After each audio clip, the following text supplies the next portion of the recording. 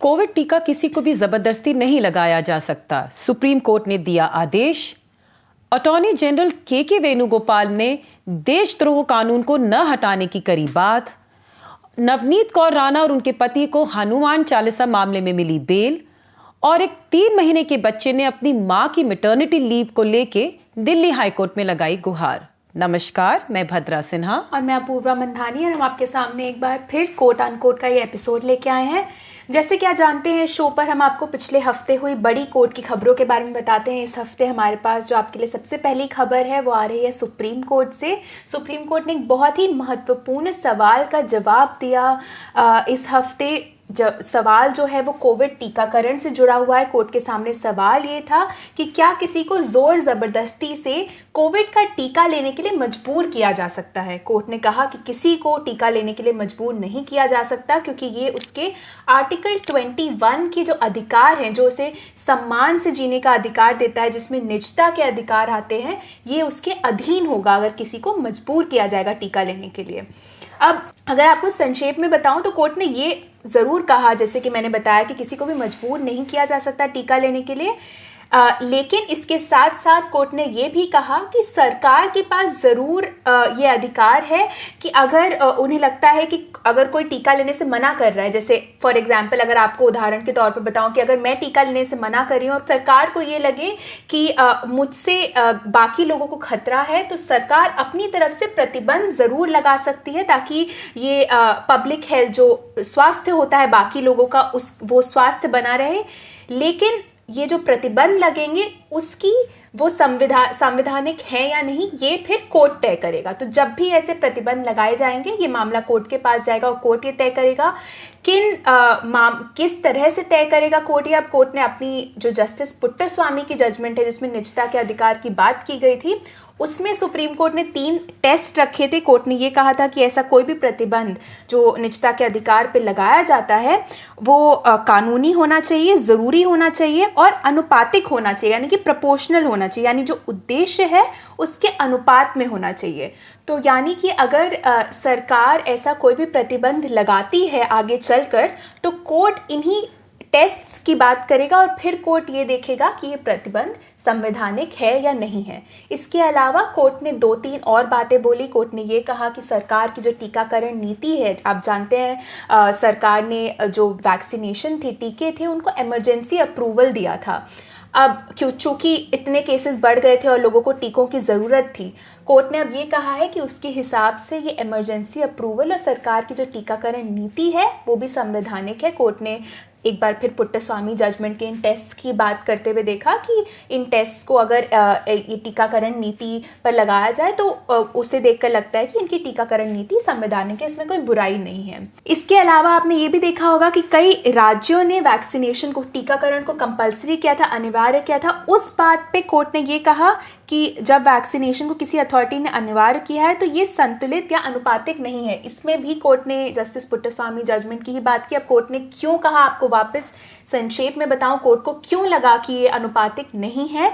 क्योंकि कोर्ट ने ये देखा कि केंद्र सरकार या राज्य की तरफ से ऐसा कोई डेटा पेश नहीं किया गया था जिससे ये मालूम पड़े कि जो लोग वैक्सीनेशन नहीं ले रहे हैं उनसे ज़्यादा संक्रमण की रिस्क है। तो कोर्ट की तरफ से ये सुझाव आया, आप ये ध्यान में रखिएगा कि ये सिर्फ एक सुझाव है।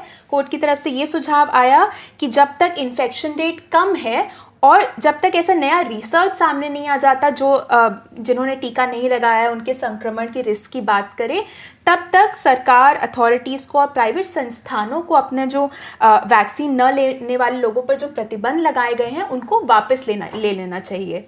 लेकिन इस पर भी कोर्ट ने ये कहा कि ये जो सुझाव है, ये अभी जो माहौल है जहाँ इन्फेक्शन की रेट कम है उस स्थिति में दिया गया है। तो आगे चल के अगर स्थिति बदल जाती है तो कोर्ट को एक बार फिर देखना पड़ेगा कि इस तरह के प्रतिबंध लगाए जा सकते हैं या नहीं। जी अपूर्वा, जैसा आपने बोला, बहुत ही महत्वपूर्ण जो है ये जजमेंट है और काफ़ी समय से सुप्रीम कोर्ट में ये मामला चल रहा था। तो जहाँ तक अब सुप्रीम कोर्ट की बात हो रही है, तो जो आज हमारी दूसरी खबर है वो भी सुप्रीम कोर्ट से है और ये है देशद्रोह कानून को लेके। अपूर्वा, आप जानती होंगे और हमारे दर्शक भी शायद जानते होंगे, क्योंकि हम पहले इस मामले को लेके बात कर चुके हैं इस पे सुप्रीम कोर्ट ने टिप्पणी भी दी है। दरअसल ऑलमोस्ट 8 या 9 महीने पहले देशद्रोह कानून को लेके काफ़ी याचिकाएं सुप्रीम कोर्ट में फाइल की गई थी और इन सारे पिटिशंस में एक ही प्रेयर मांगी गई है कि ये जो कानून है, जो एक बहुत ही पुराना कानून है, ब्रिटिश एरा से चला आ रहा है, इस कानून को असंवैधानिक डिक्लेयर करना चाहिए। अब दरअसल इस मामले में एक और प्रेयर लगाई गई थी, वो ये थी कि ये जो पूरा मामला है ये एक लार्जर बेंच को सुनना चाहिए, यानी कि 7 जजों की पीठ को। और क्यों सुनना चाहिए? क्योंकि दरअसल 1962 में सुप्रीम कोर्ट ने इसी कानून को संवैधानिक करार किया था और 1962 से और अब तक जो है इस कानून के अंडर जो है केसेस रजिस्टर होते आ रहे हैं। और वो जो जजमेंट था 1962 का, वो 5 जजेस की बेंच ने दिया था। तो इसी वजह से जो पिटिशनर्स हैं इस पूरे मामले में, उन्होंने अपनी पिटिशन में ये बात कही है कि सुप्रीम कोर्ट को इस पूरे मामले में फिर से सुनवाई करनी चाहिए, क्योंकि जो 1962 का जो जजमेंट है उसके बाद से माहौल बहुत बदल चुका है देश का। और ये अब जो देश है ये एक ब्रिटिश राज में नहीं रह रहा है, जो अलग अलग सरकारें आ चुकी हैं और हम एक फ्री सोसाइटी में रहते हैं, हमारी सोसाइटी डेमोक्रेटिक है। तो इसी को लेके उन्होंने इस पूरे मामले में एक नई बेंच की स्थापना करने की बात करी है। अब ये पिटिशन दरअसल क्यों फाइल हुए हैं? क्योंकि हम सब जानते हैं कि पिछले कुछ सालों में हमने देखा है कि देशद्रोह के मामले में दरअसल केसेस काफी बढ़ते जा रहे हैं और कुछ ऐसे अटपटे केसेस आते हैं जहां पे कोई यदि किसी राज्य सरकार के खिलाफ कुछ बोल देता है तो उसके खिलाफ भी देशद्रोह का मामला रजिस्टर किया जाता है। और ये जो कानून है इंडियन पीनल कोड में, ये बहुत सख्त कानून है, इसमें बहुत आसानी से बेल नहीं मिलती।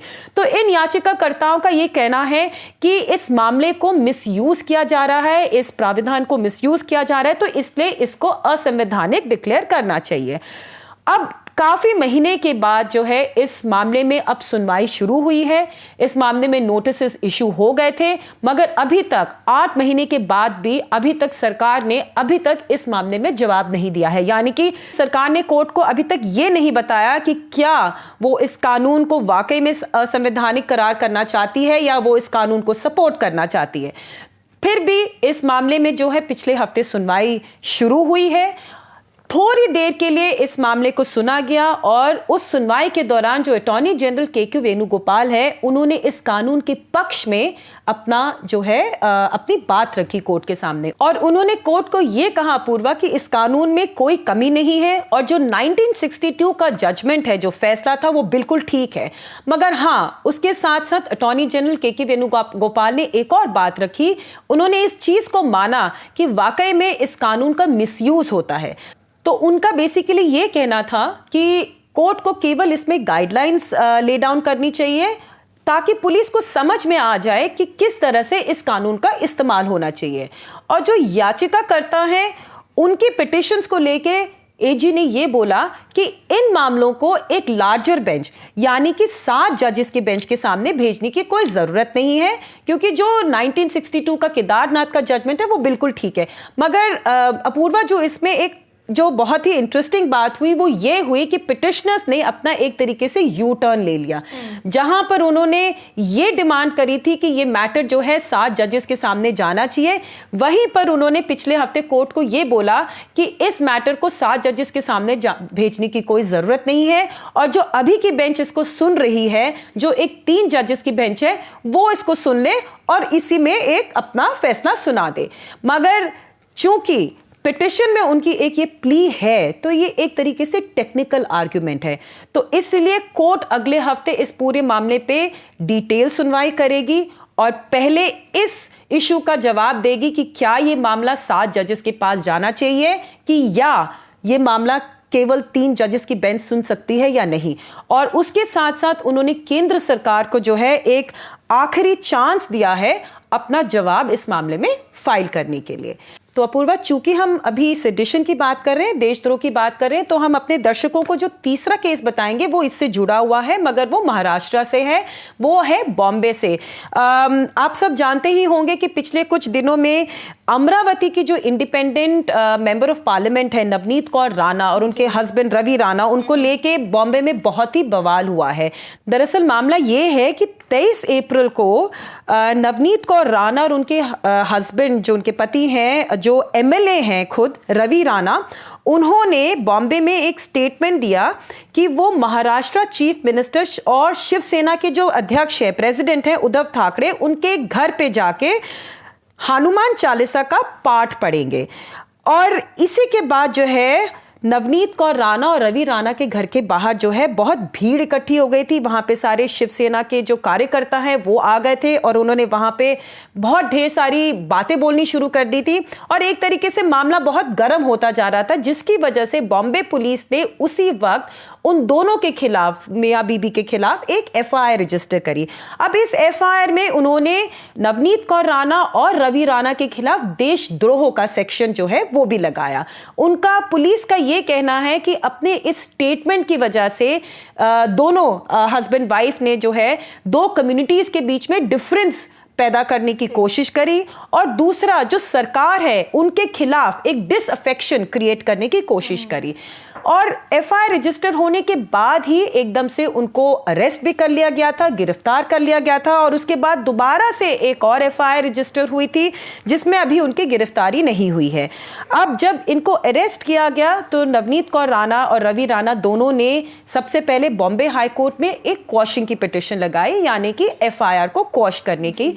तो 25 अप्रैल को बॉम्बे हाई कोर्ट ने इस पिटीशन को रद्द कर दिया था और उसमें उन्होंने एक स्टेटमेंट दिया था कि चूंकि दोनों मियां बीबी पब्लिक फिगर्स हैं, पब्लिक पर्सन्स हैं, तो इसलिए उनको अपने स्टेटमेंट्स कुछ सोच समझ के देना चाहिए।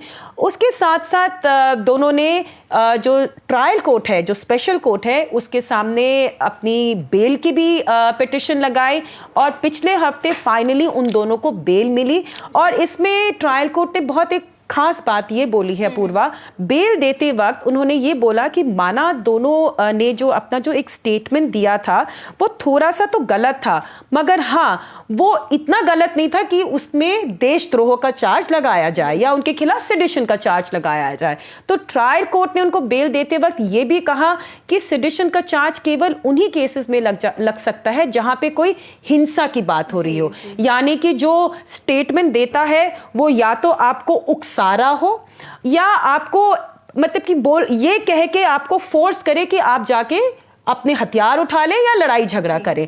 केवल सरकार की आलोचना करना और सरकार के खिलाफ बोलना देशद्रोह का मामला नहीं हो सकता। तो इन्हीं कुछ ऑब्जर्वेशंस के साथ ट्रायल कोर्ट ने दोनों नवनीत कौर राणा और रवि राणा को बेल दी है। जी, इनफैक्ट नवनीत राणा के केस से जो पूरी देशद्रोह कानून के ऊपर जो चर्चा होती है कि इसका दुरुपयोग हो रहा है, इस बारे में काफी बात हो रही है। और ये चर्चा तो आजादी के समय से चलती आ रही। कॉन्स्टिट्यूएंट असेंबली जो हमारी थी, संविधान सभा, उसमें भी काफी चर्चा हुई थी कि इस कानून को हमें अब भी हमें रखना चाहिए कि नहीं अब भी, या इस कानून को कॉन्स्टिट्यूशन में रखना चाहिए या नहीं, या फिर इस कानून को असंवैधानिक करार करके इसको अब हटा देना चाहिए किताबों से।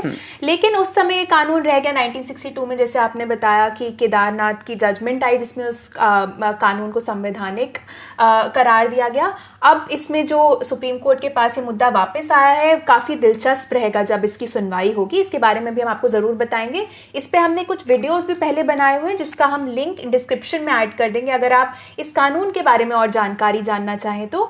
अब इसके साथ हम आज की आखिरी खबर पर आ गए हैं जो कि दिल्ली हाई कोर्ट से आ रही है। काफ़ी दिलचस्प केस है ये भी। दिल्ली हाई कोर्ट में 3 महीने के बच्चा, इसका नाम बड़ा इंटरेस्टिंग सा है, त्रिज्ञांश जैन नाम है इनका, बड़ा प्यारा नाम है। ये 3 महीने का बच्चा जो है ये दिल्ली हाई कोर्ट के पास गया ये गुहार लगाते हुए कि उनकी जो माँ है उनको मैटरनिटी लीव मिलनी चाहिए। अब इनकी माँ जो है वो नॉर्थ दिल्ली म्युनिसिपल कॉरपोरेशन के साथ काम करती है। नॉर्थ दिल्ली म्युनिसिपल कॉरपोरेशन के जो नियम हैं वो ये कहते हैं कि सरकारी सेवारत महिलाओं को सिर्फ 2 बच्चों तक ही 180 दिन की मैटरनिटी लीव दी जा सकती है। ये त्रिज्ञांश जो हैं ये अपनी माँ के तीसरे बच्चे हैं और इसलिए उनकी माँ को मैटरनिटी लीव नहीं दी गई, लेकिन अब वो उनके थ्रू पिटिशन फाइल की गई है दिल्ली हाई कोर्ट में, ये कहते हुए कि ये जो पूरा नियम है ये आर्टिकल 21 और आर्टिकल 14, आर्टिकल 21 जो होता है वो right to life and liberty पे होता है, वो बोल रहे हैं कि मुझे अपनी माँ के प्यार का अधिकार है। और आर्टिकल 14 जो होता है वो right to equality before court, वो ये कह रहे हैं कि सिर्फ मैं तीसरा बच्चा हूं इसलिए मुझे अपनी माँ का प्यार ना मिले, ऐसा नहीं होना चाहिए, ये असंवैधानिक है। ये बातें करके अब वो दिल्ली हाईकोर्ट के सामने उन्होंने गुहार लगाई है और दिल्ली हाईकोर्ट ने भी इस मामले को काफ़ी सीरियसली लिया है। दिल्ली हाईकोर्ट ने इसमें एक अमाइकस भी अपॉइंट कर दिया है, फ्रेंड ऑफ कोर्ट इसे कहते हैं, यानी कि कोर्ट की जो मदद कर सके इसमें। ना ये जो लॉयर अपॉइंट होते हैं, ना ये याचिकाकर्ताओं की तरफ से होते हैं, ना ही नॉर्थ दिल्ली म्यूनिसिपल कॉर्पोरेशन की तरफ से होंगे, ये सिर्फ कोर्ट की मदद करेंगे। एक एडवोकेट है, एडवोकेट शाहरुख आलम, उनको कोर्ट ने अपॉइंट कर दिया है जो कोर्ट की मदद करेंगी। और कोर्ट ने काफ़ी सख्ती से भी वो पेश आए हैं, क्योंकि कोर्ट ने ये देखा कि एनडीएमसी जो है, उन्होंने काफ़ी समय हो गया है पिटिशन फाइल किए हुए, उन्होंने अभी तक अपना इसमें जो रिप्लाई है, अपना वो रिप्लाई उन्होंने फाइल नहीं किया। ये देखते हुए कोर्ट ने उन पे 25,000 रुपये का जुर्माना भी लगा दिया और उन्हें ये सख्त अब मोहलत दी है कि 2 हफ्ते के अंदर अंदर उन्हें अब अपना रिप्लाई फाइल करना ही पड़ेगा। तो अब इसमें भी देखने की बात होगी कि कोर्ट इन नियमों के बारे में क्या कहता है कि मैटरनिटी लीव तीसरे बच्चे के मामले में मिलनी चाहिए या ना मिलनी चाहिए। तो इसके बारे में जो भी अपडेट होगा हम आपको आगे के एपिसोड्स में देते रहेंगे। इसमें दरअसल ये जो केस है अपूर्वा, ये एक यही चीज दर्शाता है कि किस तरह से इनडायरेक्टली जो कुछ सरकारी एजेंसीज हैं वो एक तरीके से पॉपुलेशन कंट्रोल करने की कोशिश कर रही हैं। ये दिल्ली हाईकोर्ट में पहली बार केस आया है, मगर सुप्रीम कोर्ट में एक ऐसा केस कुछ महीनों पहले आया था, मगर वो था एमपी हाईकोर्ट से। एमपी हाईकोर्ट ने अपना एक रूल बनाया हुआ है जिसमें यदि किसी के उनके किसी एम्प्लॉय के 2 से ज्यादा बच्चे हो जाते तो वो उनका इंक्रीमेंट रोक सकते हैं। ये नियम जो है सुप्रीम कोर्ट तक चैलेंज हुआ था और सुप्रीम कोर्ट ने इस नियम को अपहोल्ड किया है, यानी कि एमपी हाईकोर्ट को अलाउ कर दिया कि हाँ, अगर आप कोई एक्शन लेना चाहते हैं आपके ऊपर डिपेंड करता है और आप ले सकते हैं। तो ऐसे काफी नियम हैं, अलग अलग राज्य सरकारों ने डायरेक्टली तो कुछ नहीं लगाया हुआ, मगर हाँ इनडायरेक्टली ऐसे नियमों के थ्रू जो है जो राज्य सरकारें हैं वो पॉपुलेशन कंट्रोल करने की कोशिश कर रहे हैं। तो चलिए पूर्वा, इस हफ्ते के लिए काफी है मेरे ख्याल से। बिल्कुल भद्रा, आशा करती हूँ आपको एपिसोड पसंद आया हो। जैसे कि हम आपको हमेशा बोलते हैं कि अगर आपको किसी केस के बारे में और जानकारी चाहिए हो या आपको कुछ और समझना हो तो आप हमें कमेंट सेक्शन में ज़रूर बताएं और हम अपनी तरफ से पूरी कोशिश करेंगे कि हम उन केसेस के बारे में, सुनवाई के बारे में, जजमेंट्स के बारे में आपको अपने अगले एपिसोड में बताएं। हमसे जुड़ने के लिए बहुत बहुत धन्यवाद। धन्यवाद।